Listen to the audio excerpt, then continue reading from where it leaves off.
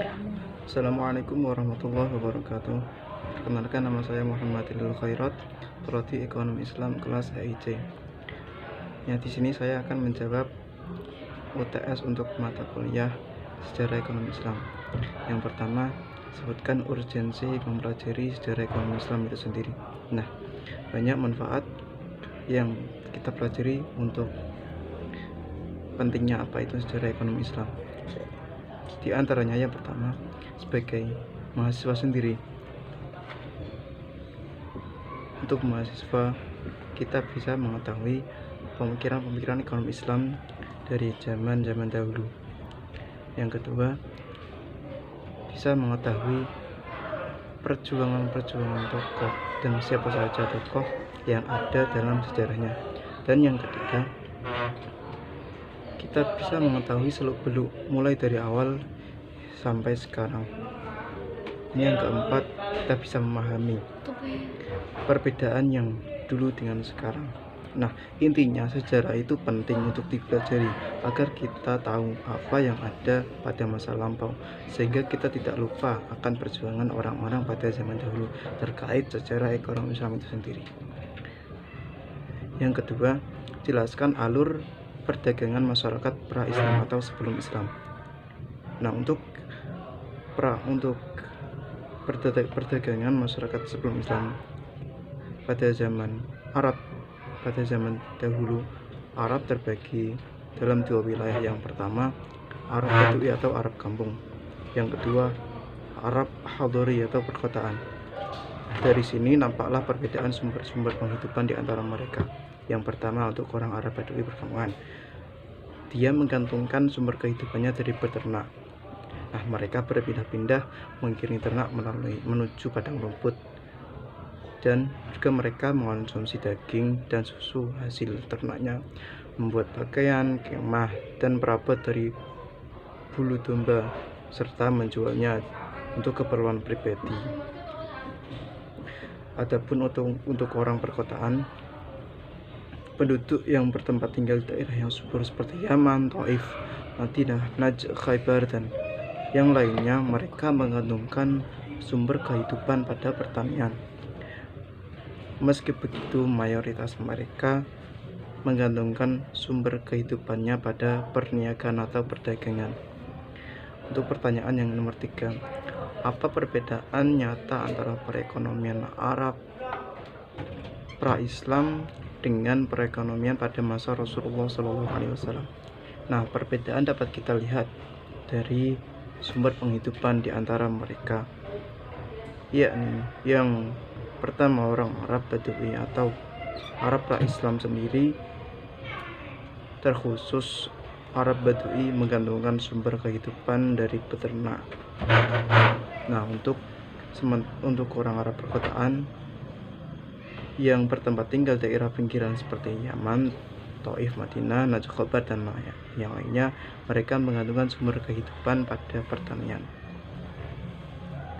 ataupun mereka menggantungkan sumber kehidupan pada perniagaan.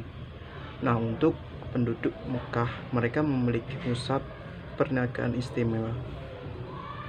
Begitu pula pada perekonomian pada zaman Rasulullah.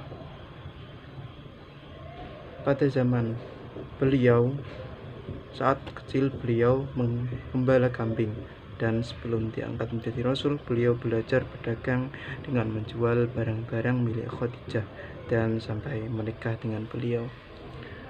Lanjut, pertanyaan yang nomor 4, mengapa pada masa Abu Bakar terjadi perang Riddah? Nah, untuk perang Riddah sendiri itu disebut perang melawan kemurtadan, Riddah, Hizbur Riddah, yaitu serangkaian kampanye militer melawan pemberontakan beberapa suku Arab. Perang ini dilancarkan oleh Khalifah Abu Bakar selama tahun 632 dan 633 Masehi, setelah wafatnya Nabi Muhammad SAW. Kenapa terjadi perang Riddah? Dikarenakan pas zaman Abu Bakar radhiyallahu an terjadi pemberontakan, di mana ada seorang pengikut Nabi Muhammad SAW yang kemudian mengaku sebagai seorang nabi. yaitu Musailamah, atau nama lengkapnya Musailamah Al-Kadzdzab. Kemudian pemberontakan itu memiliki aspek keagamaan lainnya. Madinah telah menjadi pusat sistem sosial dan politik yang di dalamnya agama menjadi bagian penting. Akibatnya tidak terelakkan lagi bahwa reaksi melawan sistem ini juga memiliki aspek keagamaan. Lanjut langsung pertanyaan yang nomor 6. Jika dibandingkan menurut Anda dari keempat khalifah yaitu Khulafaur Rasyidin, manakah yang memberikan kontribusi lebih besar terhadap pengembangan ekonomi Islam pada masa itu? Menurut saya, yang paling memberikan kontribusi besar ialah pada masa Khalifah Umar.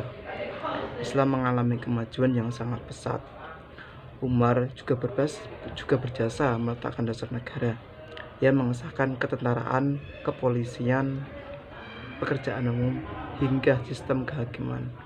Umar juga mengadakan hisbah pengawasan terhadap pasar, membangun pusat pengawasan terhadap takaran dan timbangan. Ini menunjukkan bahwa kontribusi dari Khalifah Umar itu sangat besar terhadap pengembangan ekonomi Islam itu sendiri.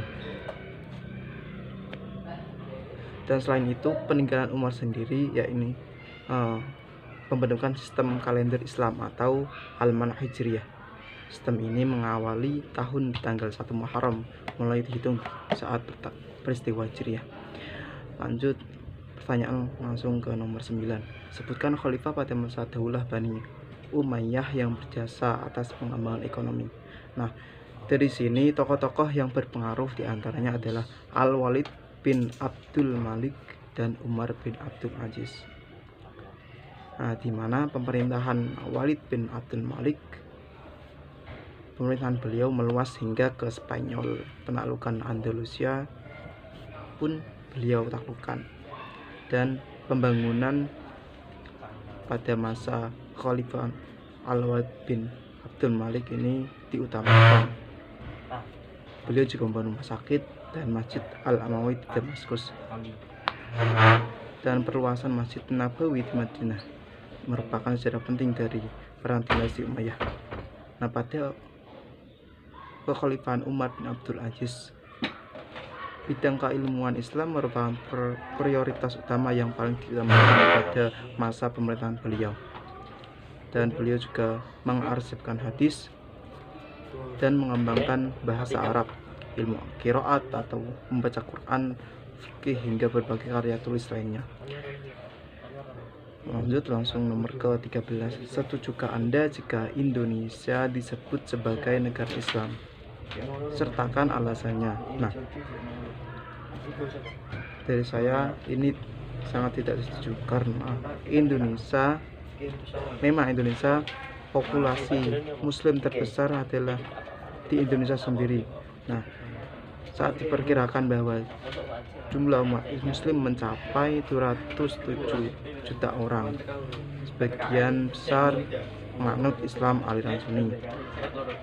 Nah, jumlah yang sangat besar ini mengimplikasikan bahwa sekitar 13% dari umat muslim di seluruh dunia tinggal di Indonesia, dan juga mengimplikasikan bahwa mayoritas populasi penduduk Indonesia memeluk agama Islam, hampir 90% dari populasi Indonesia. Namun kendati mayoritas penduduk beragama Islam, Indonesia bukanlah negara Islam yang berdasarkan pada hukum-hukum Islam. Justru Indonesia adalah sebuah negara sekuler demokratik, tetapi dengan pengaruh Islam yang kuat. Sejak awal berdirinya negara ini, sudah ada banyak perdebatan politik mengenai dasar ideologi negara Indonesia. Sekian dari saya. Apabila ada kekurangan atau kesalahan dalam menjawab pertanyaan UTS untuk makbul secara ekonomi Islam, saya minta maaf. Akhirul kalam, wallahul muwaffiq ila aqwamit thoriq. Wassalamualaikum warahmatullahi wabarakatuh.